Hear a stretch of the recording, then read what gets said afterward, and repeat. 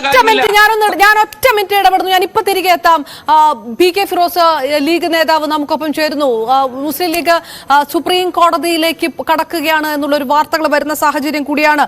നിയമപരമായിട്ട് തന്നെ CAA നേരിടാൻ ഉദ്ദേശിക്കുകയാണോ ലീഗ്? എന്താണ് അടുത്ത നീക്കം? മുസ്ലിം ലീഗ് നിയമപരമായും രാഷ്ട്രീയമായും രാജ്യം ഭരിച്ചുകൊണ്ടിരിക്കുന്ന BJP ഗവൺമെന്റ് നടത്തിക്കൊണ്ടിരിക്കുന്ന ഈ ധ്രുവീകരണ ശ്രമങ്ങളെ പ്രതിരോധിക്കാനാണ് തീരുമാനിച്ചിട്ടുള്ളത്.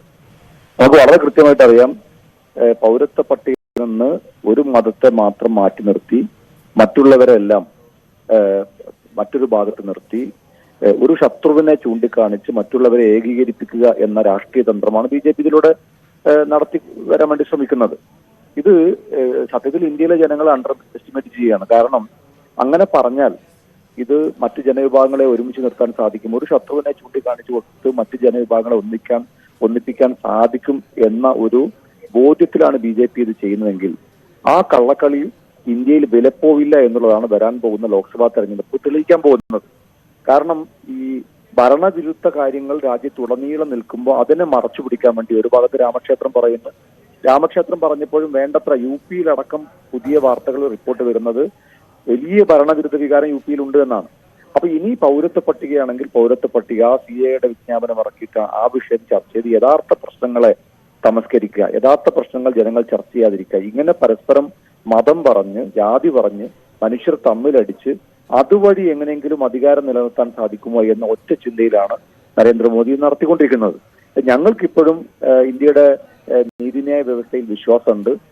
പല കേസുകളിലും പ്രതീക്ഷക്ക് വിലങ്ങുതടിയാകുന്ന അല്ലെങ്കിൽ പ്രതീക്ഷക്ക് വിരുദ്ധമായ പല കോടതി ഉത്തരവുകളും നമ്മുടെ മുമ്പിൽ ഉണ്ടെങ്കിൽ പോലും ഒരു ഇന്ത്യൻ പൗരൻ എന്ന നിലക്ക് ഇപ്പോഴും ഞങ്ങൾ നീതിന്യായ വ്യവസ്ഥയിലും ഭരണഘടനയിലും ഒക്കെ വിശ്വസിച്ചുകൊണ്ടാണ് മുമ്പോട്ട് പോകുന്നത്. അതുകൊണ്ട് നീതി ലഭിക്കുമെന്ന് തന്നെയാണ് ഞങ്ങളുടെ പ്രതീക്ഷ. അതുകൊണ്ട് നിയമപരമായിട്ടും അതോടൊപ്പം തന്നെ രാഷ്ട്രീയമായിട്ടും ഈ വിഷയത്തെ മുന്നോട്ട് കൊണ്ടുപോകാനാണ് ഞങ്ങളുടെ തീരുമാനം. അതായത് ശ്രീ പി കെ ഫിറോസ്, സംസ്ഥാന സർക്കാരും സുപ്രീം കോടതിയിലേക്ക് കടക്കുകയാണ്. ഈ വിഷയത്തിനകത്ത് പാർട്ടി ഭേദമന്യേ സംസ്ഥാനം ഒരുമിച്ച് നിൽക്കേണ്ട അല്ലെങ്കിൽ ഒരുമിച്ച് നിൽക്കേണ്ട ഒരു രാഷ്ട്രീയ ഒരു ബോധ്യമൊക്കെ ഇപ്പോൾ ഉണ്ടാകണമെന്ന് ഒരുപക്ഷെ ജനങ്ങൾക്ക് തോന്നില്ലേ? അങ്ങനെ ഒരു സാഹചര്യമുണ്ടോ? തീർച്ചയായിട്ടും ഇതിനകത്ത് രാഷ്ട്രീയം നോക്കാതെ എല്ലാവരും ഒന്നിച്ച് നിൽക്കേണ്ടതാണ് എന്ന കാര്യത്തിൽ രണ്ട് അഭിപ്രായമില്ല. പ്രത്യേകിച്ച് ഇന്ത്യയിൽ കേരളം പലപ്പോഴും അങ്ങനെ ഒന്നിച്ചു നിൽക്കുന്നതിന്റെ മാതൃക കാണിച്ചിട്ടുമുണ്ട്.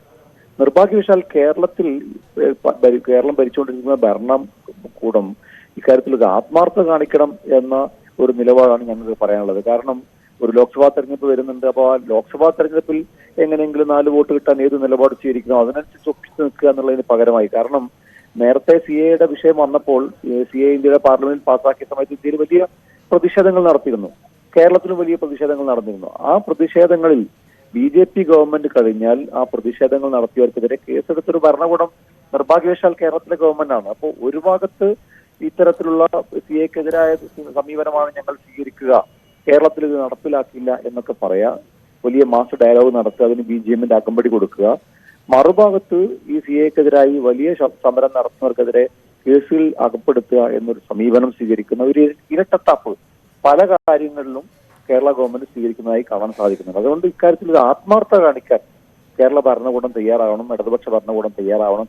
കേവലമായ ഒരു രാഷ്ട്രീയമായ ഒരു തെരഞ്ഞെടുപ്പ് മുന്നിൽ കണ്ടുകൊണ്ടുള്ള നിലപാട് എന്നതിനപ്പുറത്തേക്ക് കേരളത്തിന്റെ ഒരു ഐക്യം ഉയർത്തിപ്പിടിക്കുന്ന ഒരു സമീപനത്തിലേക്ക് കേരളം ഭരിക്കുന്ന CPM ഭരണകൂടം വരണം എന്നുള്ളതാണ് ഞങ്ങളുടെ ഒരു ആവശ്യം. ഒറ്റ കാര്യം കൂടെ, ലീഗ് ഇതിനകത്ത് വ്യക്തമായ നിലപാട് വ്യക്തമാക്കുന്നു, രാഷ്ട്രീയമായിട്ട് നിയമപരമായിട്ട് മുന്നോട്ട് പോകുമെന്ന് വ്യക്തമാക്കുന്നു. UDF-ന്റെ ഒരു നിലപാട് ഏത് തരത്തിലാണ്? കോൺഗ്രസ് ഒക്കെ ഏത് തരത്തിലുള്ള ഒരു പിന്തുണ നൽകണം എന്ന് കൂടിയാണ് നിങ്ങൾ ആവശ്യപ്പെടുന്നത് ഈ സമയത്ത്? അല്ല, UDF ഇക്കാര്യത്തിൽ അതിശക്തമായി ഇന്ന് തന്നെ UDF-ന്റെ പ്രത്യക്ഷ പ്രതിഷേധങ്ങൾ UDF തീരുമാനിച്ചിട്ടുണ്ട്. ഞങ്ങൾ പാർട്ടി യൂത്ത് ലീഗിന്റെ ഒക്കെ പരിപാടി ഇന്ന് വലിയ ഫ്രീഡം മാർച്ച് നമ്മുടെ പേരിൽ ആഹ്വാനം ചെയ്തിട്ടുണ്ട്.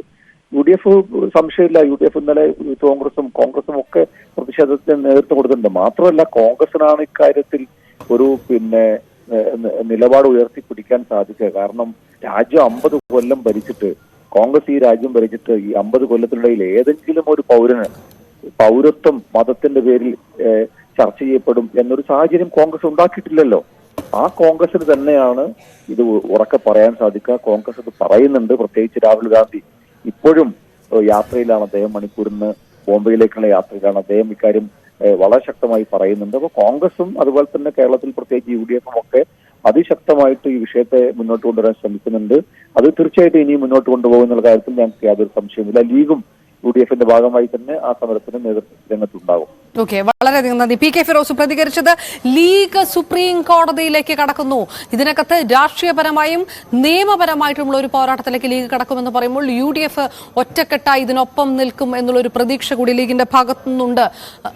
ഞാൻ വസന്ത തെങ്ങുംപള്ളിയുമുണ്ട്. കോൺഗ്രസ് എടുക്കുന്ന നിലപാട് ഏത് തരത്തിലാണ് എന്ന് കൂടി വസന്തനോട് ചോദിക്കാം. ഒരു ചെറിയ ഇടവേള